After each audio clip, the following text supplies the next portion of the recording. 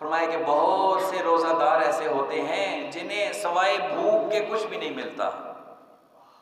پورا دن سوائے بھوک کے، اللہ کے نبی فرماتے ہیں کچھ نہیں ملتا،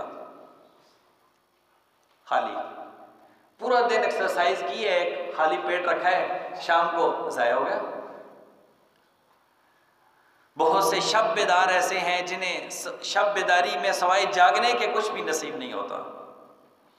اٹھتے تو ہیں اللہ کے لیے، اللہ کی جناب میں کھڑے ہوتے ہیں بارگاہ میں، لیکن کیا کرتے ہیں؟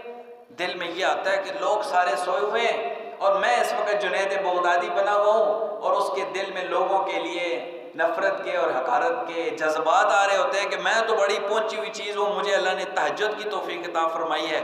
تو فرمایا کہ یہ شب بیدار ایسا ہے کہ جب صبح اٹھے گا اس کے پلے کچھ بھی نہیں ہوگا، اس لیے کہ اس نے اپنی شب بیداری کو دوسروں کو ڈیگریڈ کرنے میں لگا دیا۔ بہت سے شب بیدار ایسے ہوتے ہیں جنہیں سوائے شب بیداری کے، سوائے جاگنے کے کچھ بھی نصیب نہیں ہوتا، اور بہت سے روزہ دار ایسے ہوتے ہیں جنہیں سوائے بھوک اور پیاس برداشت کرنے کے کچھ بھی نہیں ملتا۔ اب میں اور آپ دیکھیں کہ ہمارا روزہ کیسا ہے، کیا ہمارے روزے سے ہمیں تقویٰ،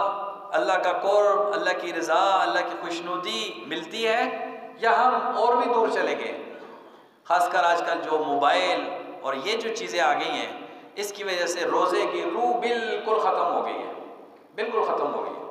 پہلے پھر کوئی قرآن پڑھ لیتا تھا،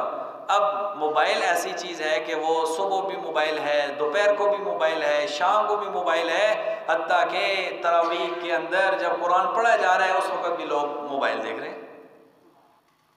کیسے کیسے طریقے ایجاد ہو چکے ہیں ہمارے روزوں کو برباد کرنے کے لیے، لیکن انسان کو اللہ نے دماغ بھی تو دیا ہے نا،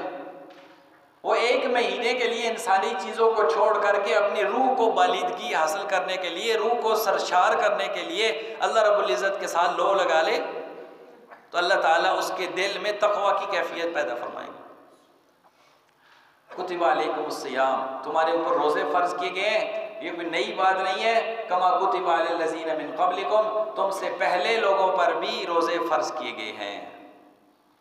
تم اگر یہ سمجھتے ہو، میں اور آپ اگر یہ سمجھتے ہیں کہ روزہ ہم رکھ رہے ہیں اللہ پر کوئی احسان کر رہے ہیں، نعوذ باللہ، ایسی بات نہیں ہے۔ اللہ فرماتے ہیں ہمارے تابع فرما بہت سے پہلے گزرے ہیں، ان میں سے تم بھی آگے ہو، تمہیں بھی ہم حکم دے رہے ہیں یہ پورا کر کے آؤ۔ فرمایا نا روزہ رمضان کا اتنی فضیلت والا ہے، اتنی عظمت والا ہے کہ رمضان کا روزہ، ایک روزہ اور سارے زمانے کے روزے ایک طرف، رمضان کا روزہ ایک طرف،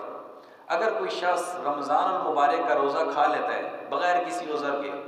سارے زمانے کے روزے بھی رکھے، تو وہ رمضان کے فرض روزے کا کفارہ نہیں ادا کر سکتا۔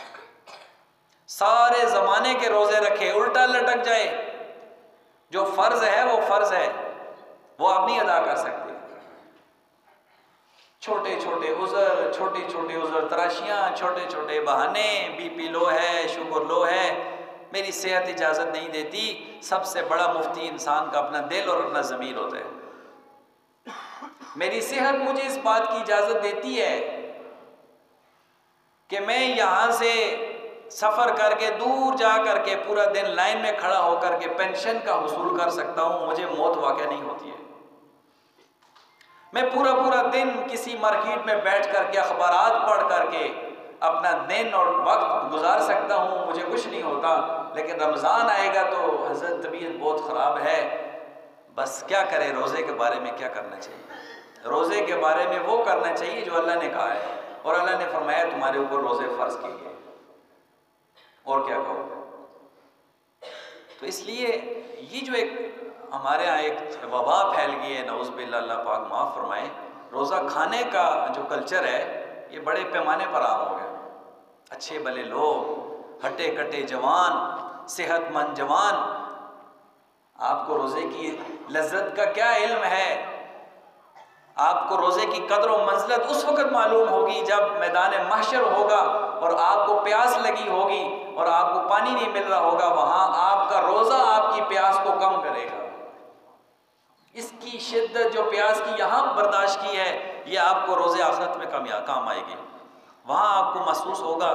کہ رمضان میں جو ہم نے وہاں مشقت برداشت کی ہے، آج الحمدللہ عرش کے سائے کے نیچے ہیں اور حوض کوثر پر ہیں، اور ساقی کوثر اپنے ہاتھوں سے جام کوثر لٹا رہے ہیں صلی اللہ علیہ وسلم۔